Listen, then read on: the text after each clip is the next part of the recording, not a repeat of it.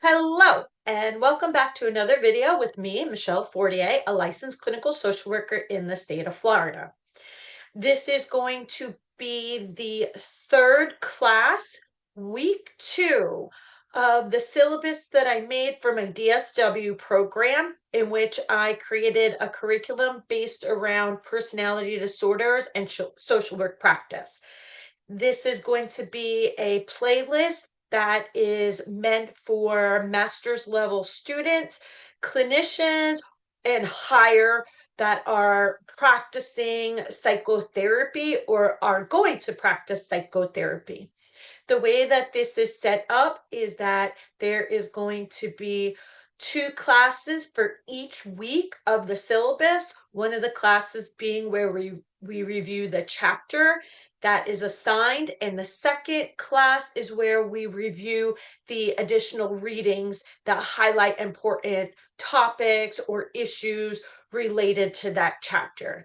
So this class, we're going to be going over theories of personality and personality disorders.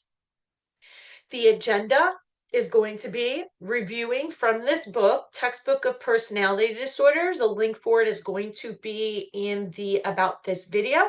I can strongly recommend purchasing this book if you are interested in personality disorders or want to learn more about personality disorders.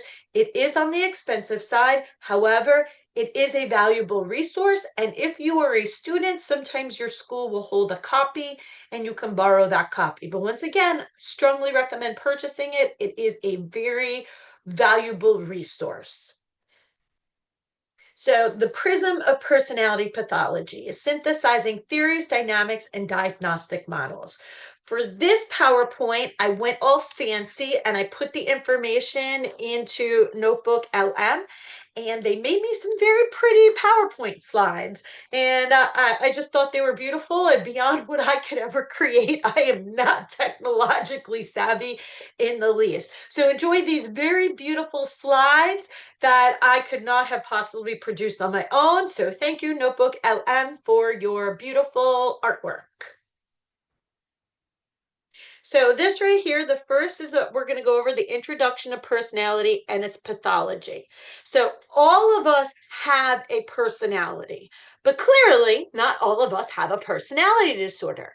And the difference is that we are all, like our last class went over, we all are born with a temperament. Those temperaments are either reinforced by our environment, where they grow, or they are not reinforced, and sometimes then we create some problems, and sometimes those problematic temperaments are reinforced, and then it causes problems. Anyway, go watch the first one for greater detail. I'm not going to rehash what was already taught, but all of us have a personality, and personality is an enduring pattern of thoughts, feelings, motivation, self-regulation, and behavior.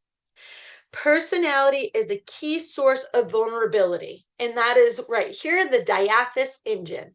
Our personality acts as the primary vulnerability for virtually all psychopathology, predicting internalizing and externalizing disorders. Internalizing is, say, things like depression or anxiety. Externalizing disorders are things that we consider to be substance abuse disorders, conduct disorders, things where you can see these behaviors acted against others. So, and at the bottom right here, they have mild episodic. So sometimes some of us have patterns that might be problematic, but really only show up in a mild way where we might have some difficulties, but it's really not really impacting our life in any significant way. Or they are episodic, that when we're under significant amount of stress, say like a job loss or a divorce or a breakup or some major sort of thing, that we then have this amp up of some of these problematic traits. Now, we then also have all the way off to the right here is severe personality dysfunction.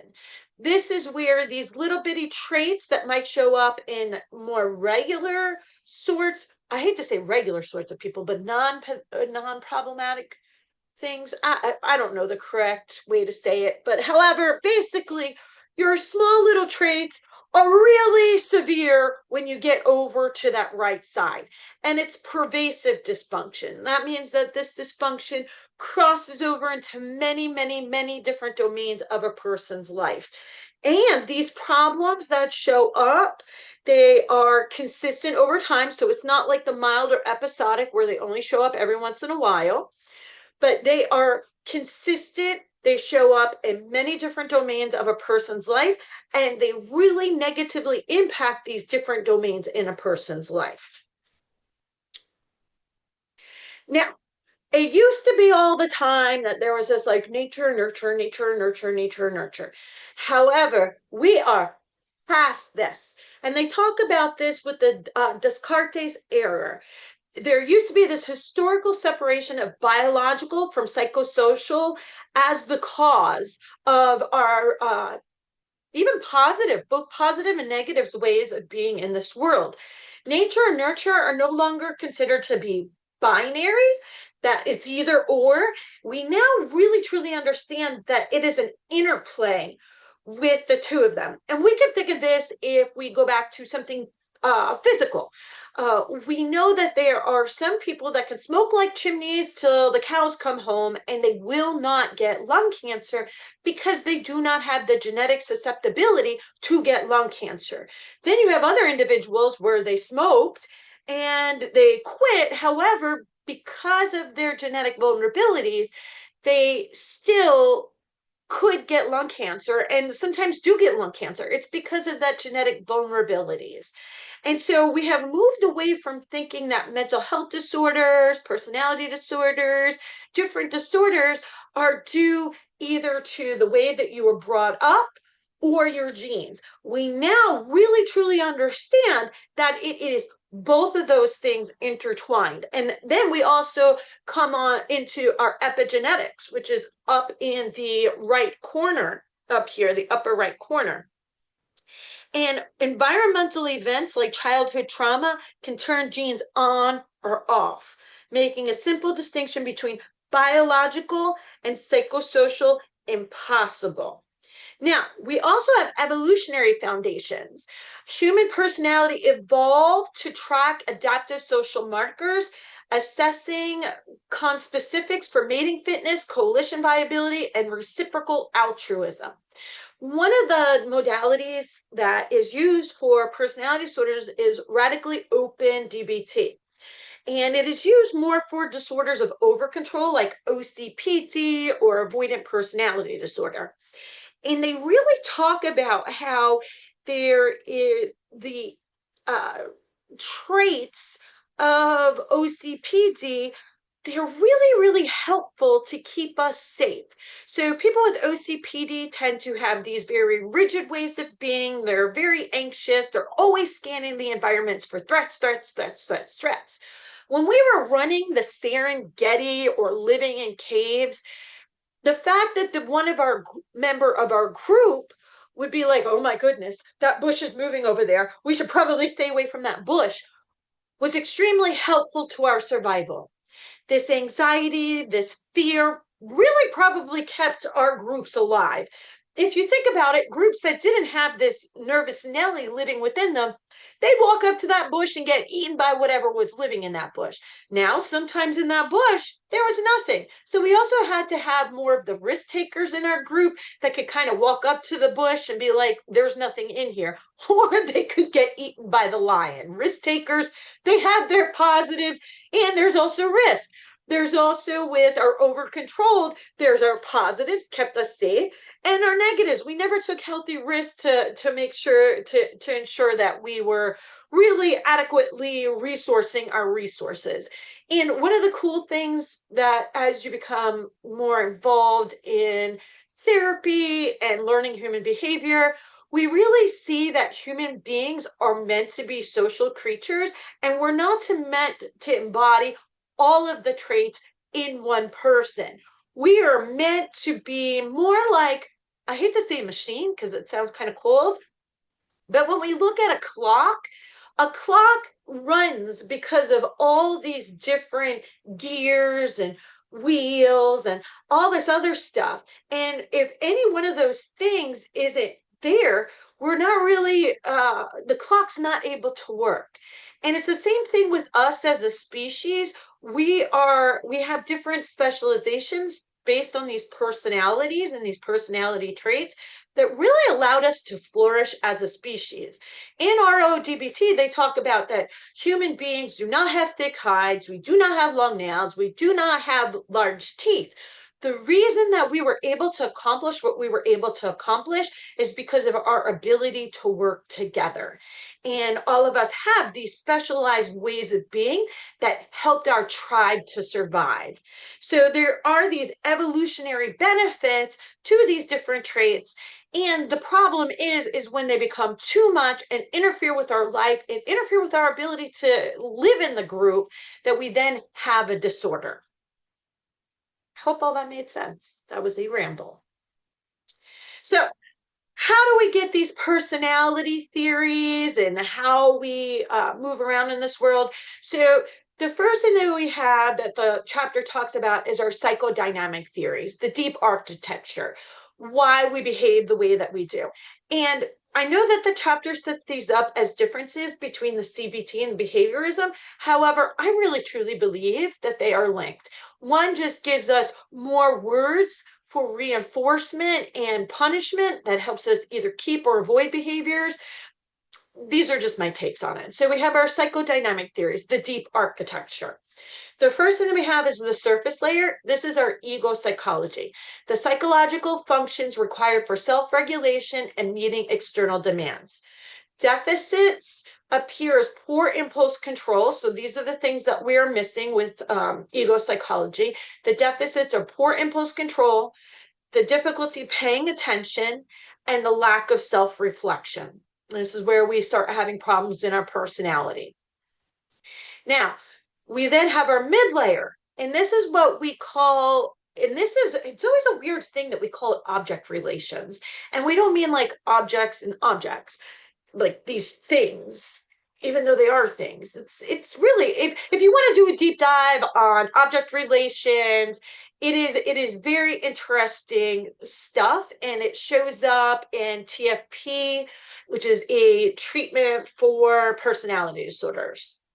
Transference focused psychotherapy, and they talk about the external object, and it's very interesting stuff. So anyway, object relations and attachment, and I love the role of attachment in doing this work. I think it makes a lot of sense with the personality disorders and just human behavior in general.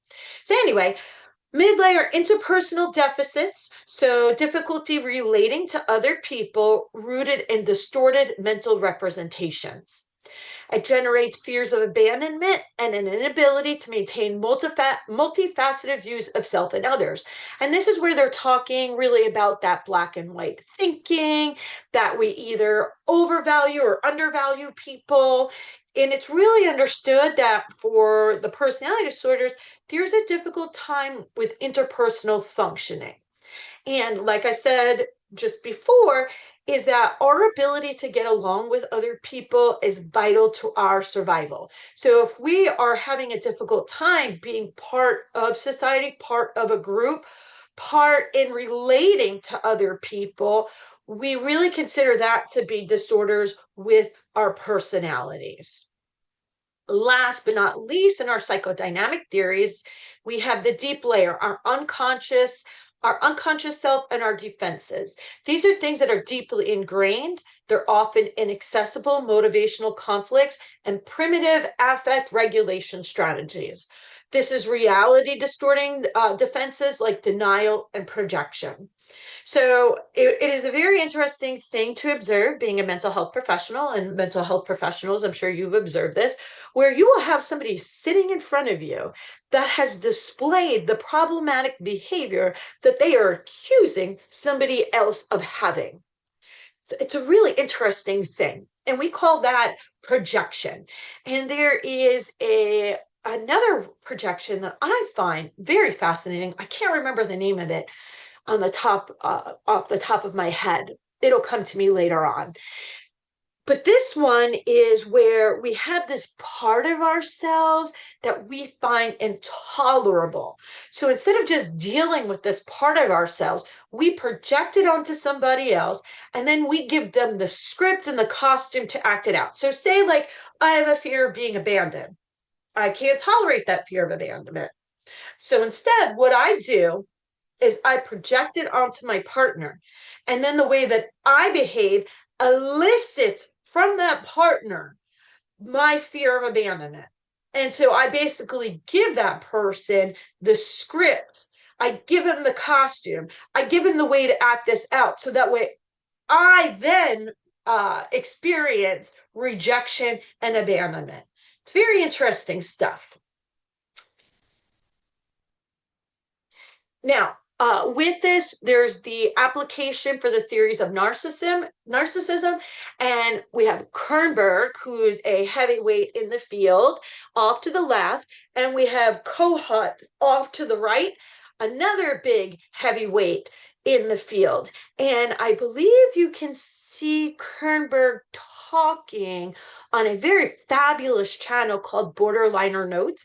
A lot of the heavyweights and personality disorders, the channel founder, she interviews them, and it's really fascinating to hear them talk in their theories and about how they came about their theories. So Kernberg, we have the inflated self for a theory of narcissism. He places pathology on a continuum down to borderline personality organization, and it is not borderline personality, it is borderline personality organization, and that's a little bit different than the disorder itself.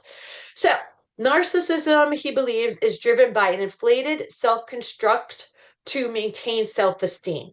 So narcissism is considered NPD, narcissistic personality disorder, is considered to be a disorder of the inability to regulate self-esteem. And so people are unable to keep a coherent sense of themselves and their self-esteem, instead of it being driven by their insides, it is propped up by their outside. So if there's a hit against their self-esteem, their sense of self goes down. And so they have to keep looking outside to maintain themselves. It's kind of sad when you think about it. They just don't have a coherent sense of themselves. So narcissism is driven by an inflated self-construct to maintain self-esteem.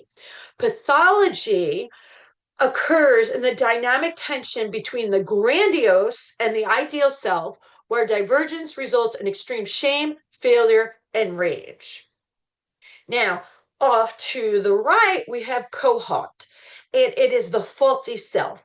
And with him, he focuses on developmental deficits preventing healthy narcissism. So the thing is all of us have narcissism, both in Kernberg and Kohut, and in all of personality theory. Narcissism is an important part of ourselves. It allows us to have a coherent sense of self. It allows us to be able to reflect on ourselves and be interested in ourselves, to maintain a self-image. And the problem with NPT is that it goes to the extreme. So there's a deficit in the grandiose self. There's a lack of empathic parental mirroring. And this kind of mirroring shows up in MBT, where a child is reflected, the child is reflected back from the parent. And so because of that reflection, it is the child develops a sense of themselves. And so Kohut has this grandiose self that is developed with a parent reflecting back, and then there's this idolized parent image. And it's if the child does not have a parent that they can idolize, there is a lack of suitable parental targets for the child to idolize and identify with and grow into. So this is the difference between Kernberg, Kohut, where we have the regular narcissism that all of us have, that then develops into something pathological, and we get NPD. I hope all that made sense. It was a very complicated concept in the book. So then we move from these psychodynamic theories to our cognitive, social, and CBT theories. And this is the schema cycle. So in schema therapy or schemas, so schemas are scripts of how we believe the world works. And so these are our automatic thoughts. The thoughts then influence our emotions and then our behavior. So basically, basic CBT and behaviorism. So node one is we have automatic thoughts and expectancies. So our core schemas regarding the self in the world are beliefs about malevolence. It's governed by specific if then contingencies that trigger automized emotional reactions. So basically, what this means is that we have our beliefs about the world, how the world works, beliefs about ourselves, beliefs about others. And then, if these specific things happen in our environment that trigger those beliefs, then we have our emotional reactions based on these beliefs. And they tend to be hardwired because of our experiences, along with the way that we view it because of our genetic susceptibilities. Then we have our cognitive distortions. We have biased encoding of social data. We have systematic errors in rational thinking. We think from a DBT perspective with emotion mind. And so we have such as paranoid patient maintaining hypervigilance or misattributing. So there's this kind of, this person did this because of X, Y, and Z, when meanwhile, that's not what happened. That's just our belief because of our past behaviors. Then we have these thoughts. Then we have these interpersonal strategies. We have maladaptive operant conditioning and learned behaviors designed to manage schemas. And this is where we might keep extreme distance from others. We might view relationships as intrusive. Or if we have more of a dependent personality type, we might view ourselves as incompetent to make our own decisions. And we look outward and we become overly dependent on people to make all our decisions for us. So scaling CBT, complex schemas, and emotion dysregulation. So over here we have young schema therapy, and schema therapy identifies 18 early maladaptive schemas managed through maintenance, avoidance, or compensation.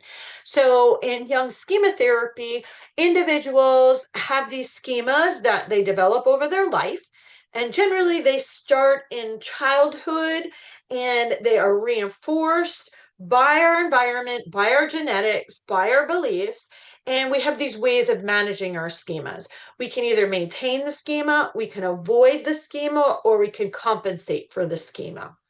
Pathology manifests as shifting modes. So the abandoned child mode, the detached protector mode, acting as shifting masks of the self.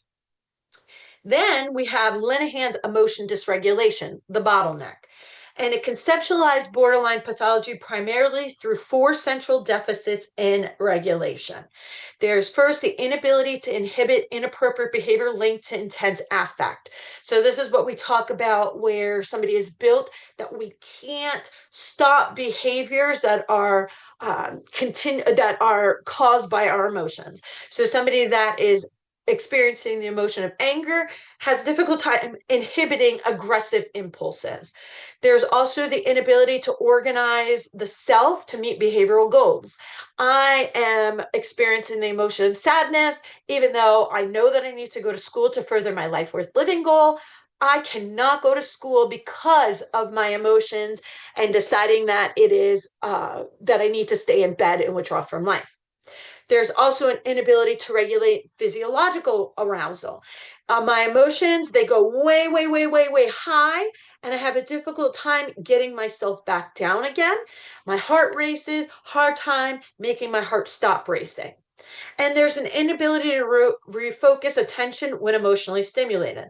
So I get into an argument with my boss, my emotions go up. Instead of refocusing on my task at hand, I sit there and I ruminate. I should have said this. I should have done that. I should have done this thing. And I don't get the task done because I am emotionally stimulated and I cannot stop ruminating on the argument, whatever happened, and I'm unable to resume the task at hand that I need to do. And DBT teaches a lot of how to deal with that. And so then we have our trait theories. So we have these ways that we are able to conceptualize personality and personality disorders from these theories, from our psychodynamic theories and our cognitive behavioral theories. Then we have trait theories, and this is what they call the dimensional sliders. And the first thing that I found interesting from this article is there was this one guy, can't remember his name off the top of my head, probably should have put it in my notes, but I didn't. However, get the book, read the chapter, you can learn the guy's name. So the lexical hypothesis. So they talked about, like, us clinicians and theorists and researchers. We have all these highfalutin ways of looking at personalities. But this guy, he was like, you know what? Let's look at what people say. So he looked at the dictionary and looked at terms that describe personalities. And so he talks about socially significant personality attributes naturally evolve into everyday adjectival language, leading to factor analyzed dimensions. Then we have the 5-factor model, and it's the foundational non-pathological trait map. So this is the 5 factors that describe all of our personalities, not just pathological personalities. So we have neuroticism, and later on there's a whole chapter that goes over more of the 5-factor model, so I'm not going to go into great detail what each of these terms mean because we will be covering it later on. So we have the trait of neuroticism, extroversion, conscientiousness, agreeableness, and openness. And then under each one of these traits, we then have 6 lower order facets.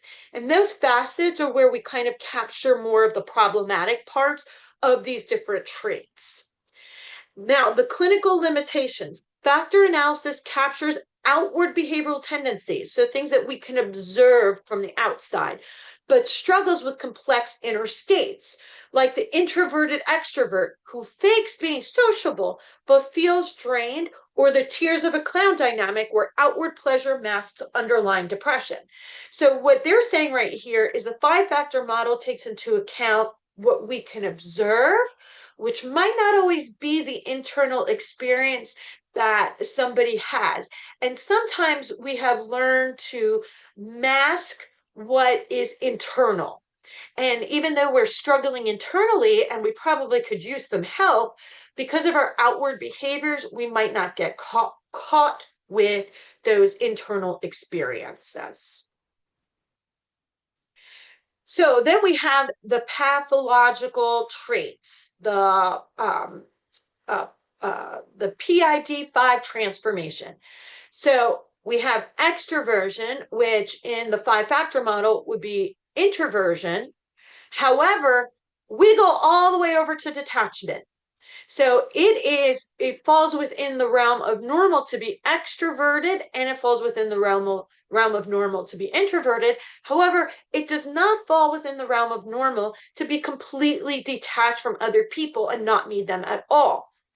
We have being conscientious, and then we have off to the right where we might not be as conscientious, but we still fall within normal limits. And then we have disinhibition, where we're not even really thinking about how we impact other people and how we manage our responsibilities in life.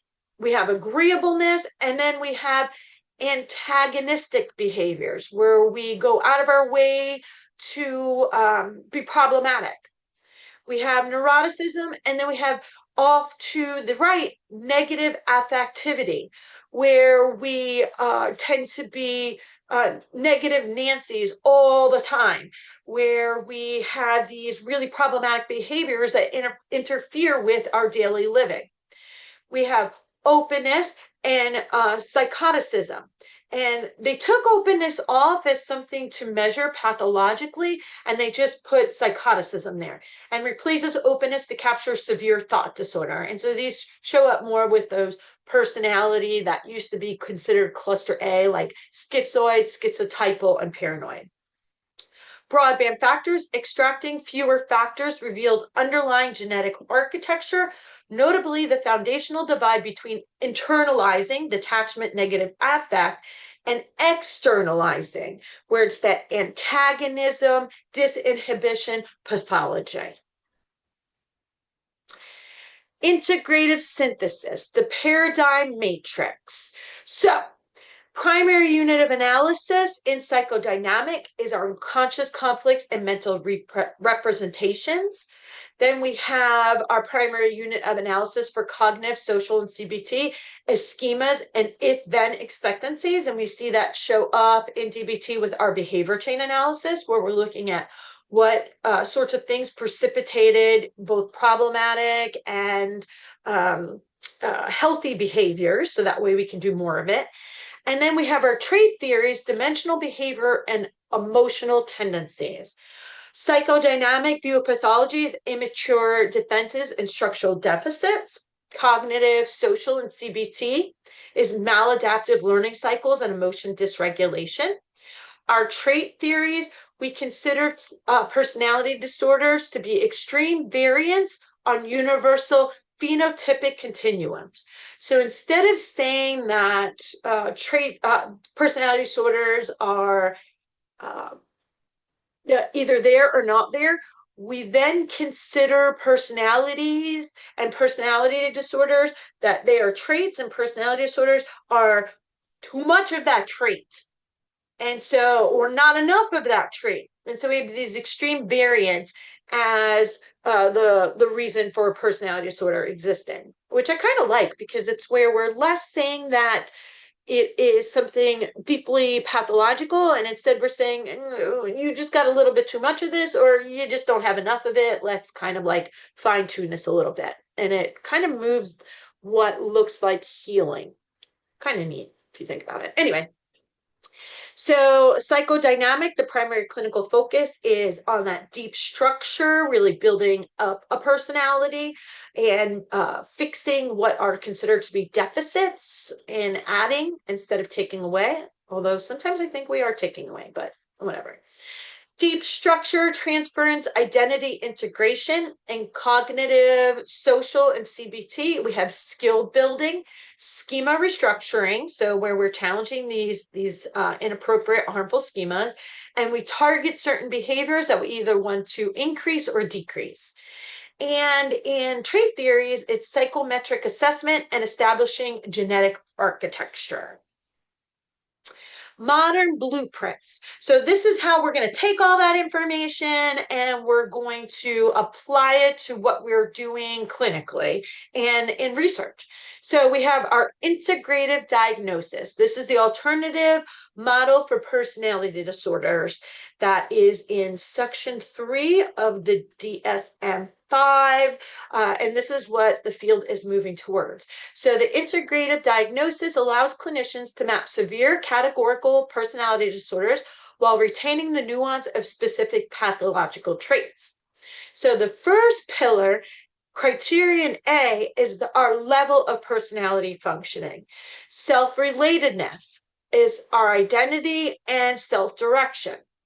So this is how we relate to ourselves, what our experience is. And then we have our interpersonal, how we interact with others, our empathy and our intimacy, our ability to have close relationships. And these two different things, the self-relatedness and the interpersonal, serves as a global index of severity and functional health. So the less self-relatedness that you have and the less interpersonal that you have, the greater your personality dysfunction. Now, pillar 2, criterion B, is where we have the traits that kind of make up the particular way that we are experiencing our personality disorder. And so these are the pathological traits, and it utilizes the 5 PID-5 domains. So our negative affectivity, our detachment, our antagonism, disinhibition, psychoticism, and 25 subordinate facets. And this is what they're talking about when they say that the categorical was much easier because you could just tick little boxes off. With the alternative model, you first have to diagnose the criterion A, If they meet that criterion A, then you move into criterion B, because first you have to show that there's a problem in their life, and that's criterion A. And then criterion B describes how that problem shows up in their life. And this is where we have these different facets that we're looking at. And then Weston's functional domains with 3 core questions. Domain 1, this is where they're looking more at the deeper stuff that might be going on internally. Domain 1 is the motives and conflicts. What does the patient wish for, fear and value? Are motives conscious or unconscious, collaborative or conflicting? Domain 2 is the psychological resources. What cognitive processes, affect regulation strategies, defenses versus coping, and behavioral skills are available to meet demands. So what does the person actually possess to meet the demands of everyday life? Empirical output, this functional assessment reliably yields robust hierarchical clusters, internalizing, externalizing, and emotionally dysregulated styles. So both what we see, what the client feels, and their style of how they deal with their emotional dysregulation. Domain 3 is how a person experiences themselves and others. How does the patient conceptualize relationships, and can they sustain mutual satisfaction? Now, this is the future personality assessment. So, overcoming method variance, reconciling the gap between self-reported psychometrics, lay language, how a person describes themselves and how people describe each other, and clinically observed functional assessments, expert observation. So it's taking into account both how people experience themselves, fully understanding that sometimes people, like I talked about, people with personality disorders, it's like asking a fish to see water. Sometimes they're not really seeing what's going on. And sometimes the people around them don't really understand what's going on either. And so you then have the expert observation. And now also the expert isn't going to be able to also observe everything that's going on inside a person or what is occurring in daily life. So the two of these things need to come together to have a clear picture of what's going on for that person. And then we have a unified framework. The field is moving decisively towards models that combine continuous dimensional traits.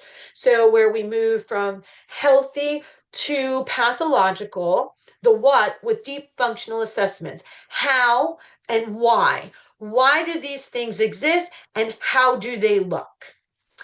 And the ultimate diathesis is a cohesive understanding of personality pathology is not just about categorizing disorders. It is the master key to unlocking the etiology and treatment of all psychiatric illnesses. And this is where we can also look at other psychiatric illnesses as being sometimes interrelated, often interrelated. And this model says interrelated with the what we used to consider the axis 1 disorders, why some people get depression and other people do not, why some people develop PTSD and other people do not. And there's this kind of thought that personality and the environment interacts, and then we sometimes get these axis 1 disorders. And then we're able to use that information in our clinical work and not just research. And so I hope I made sense of that chapter. It was an interesting chapter to read, and this little PowerPoint did not do all the information in that chapter justice. So once again, I strongly encourage everybody that is interested to read that chapter.